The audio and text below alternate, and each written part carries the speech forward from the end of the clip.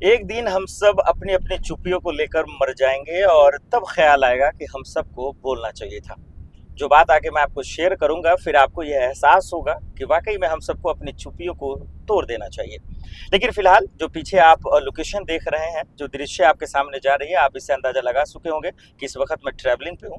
और हमारे सामने जो है हमारे साथी, उनका मैं परिचय कराऊं, लेकिन इससे पहले आपको बता दूं कि दिल्ली से इस वक्त हम लोग निकले, जस्ट 10 से 15 मिनट हो चुके हैं।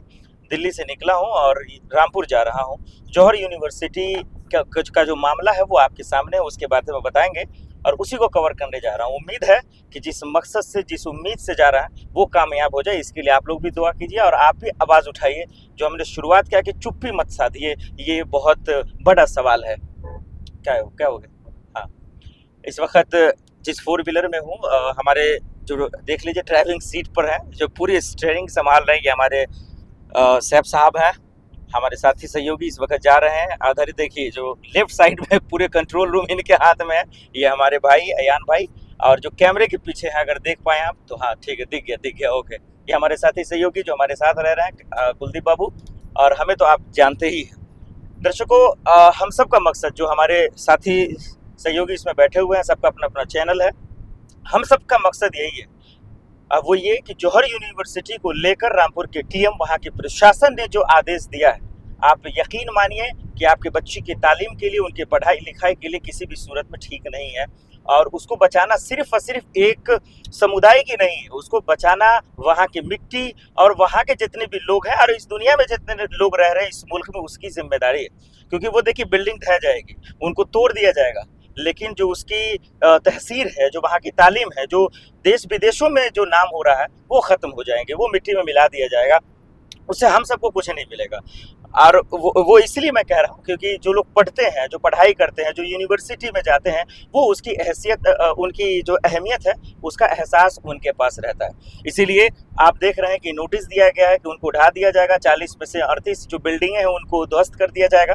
तो तमाम लोग आवाज़ उठा रहे हैं, तमाम लोग बोल रहे हैं, तमाम लोग जो है उसके लिए जा भी रहे हैं। और हम सब तमाम सहयोगी जो है अपने अपने, आप जानते हैं हम पत्रकारों का क्या हाल है, सब लोग मिलकर जा रहे हैं, वो सिर्फ इसलिए कि भाई व्यूज हो ना हो, चैनल चले ना चले, लेकिन कम से कम वो बिल्डिंग बचनी चाहिए। आज आजम खान साहब का परिवार खत्म है, वो खुद एक जेल में है। आप उन पे राजनीतिक बात करेंगे तो कितना जुल्म हुआ है वो एक अलग मसला है, लेकिन आजम खान साहब की वजह से नहीं जा रहे हैं। वो सिर्फ एक यूनिवर्सिटी है, वहाँ तमाम लोगों के बच्चे तालीम हासिल करते हैं, इसलिए हम सब की जिम्मेदारी है कि उसको आवाज़ उठाइए, उस बिल्डिंग को बचने से रोक लीजिए। नहीं तो आज ये तोड़ दिया जाएगा तो आपको ये पता चल जाएगा कि 2014 के बाद से एक यूनिवर्सिटी नहीं बनी है। स्कूल को जो है वो बंद कर दिए जा रहे हैं, यूपी में ही बंद किए जा रहे हैं, पूरे हिंदुस्तान में भी। तो आप सोचिए कि आखिर कैसे इस दौर में यूनिवर्सिटी बनेगा, कॉलेज कैसे बनेगा, स्कूल कैसे बनेगा, आपके बच्चे तालीम कैसे हासिल करेंगे।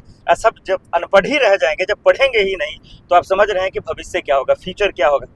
अभी देश के अलग अलग कोने में, राज्यों में प्रदर्शन हो रहे हैं, हर जगह नेट बंद है, रास्ते बंद है, लोगों को जाना मुश्किल हो गया, प्रोटेस्ट में शामिल होना मुश्किल हो गया, सिर्फ किस लिए, ताकि आप तालीम हासिल नहीं कर सके।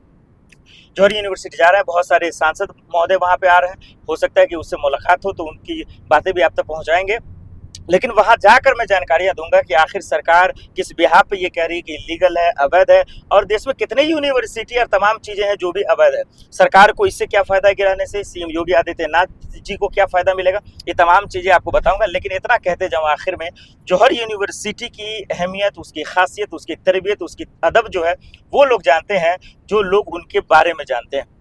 जौहर यूनिवर्सिटी को लेकर दर्शकों मुझे ऐसा लगता है कि जौहर यूनिवर्सिटी जहर भी है और शहद भी है, लेकिन डिपेंड ये करता है कि उसके स्वाद को आप चखना कैसे चाहते हैं। ये बहुत बड़ा सवाल है, इसलिए क्योंकि उनके व्यवहार पे डिपेंड करता है कि आप चख कैसे रहे हैं। लेकिन जो लोग उनको एक समुदाय के तौर पर देखते हैं, मुस्लिम कम्युनिटी के तौर पे देखते हैं, वो उनको जहर लगेगा। लेकिन जो लोग यूनिवर्सिटी के तौर पे देख रहे हैं, वाकई में उनको स्वाद लगे, इसे मीठा स्वाद इसलिए लगेगा क्योंकि आप जानते हैं कि उसमें उसकी जो तालीम है तमाम लोग हासिल करते हैं, तमाम लोग पढ़ते हैं। तो उम्मीद है कि आप लोग भी आवाज़ उठाइए, उम्मीद है कि कम से कम जौहर यूनिवर्सिटी को बचा लीजिए।